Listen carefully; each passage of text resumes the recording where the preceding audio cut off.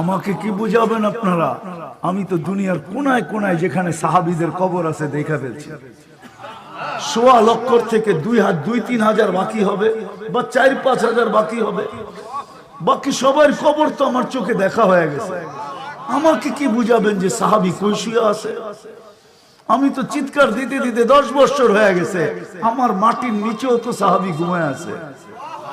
আমার জাতিকে তো আমি আজ পর্যন্ত বুঝাইতে পারি না। এই মাটির নিচে 2 সাহাবী ঘুমানো আছে, বাংলার মাটির নিচে। একজনের নাম কাসেম ইবনে হুযায়ফা, একজনের নাম উরওয়া ইবনে সাসা। দুইজনই মাটির নিচে ঘুমায় আছে। এখন কিয়ামতের দিন উঠবে ইনশাআল্লাহ। ওনারা আগে থাকবে, আমরা পিছে থাকবো। ভিআইপি বহরে যেরকম নিজের গাড়ি ঢুকাইলে ভিআইপির গতিতে যাওয়া যায়, আবার পাশের লোকও ভাবে এই লোকটা মনে হয় ভিআইপি বহরের লোক।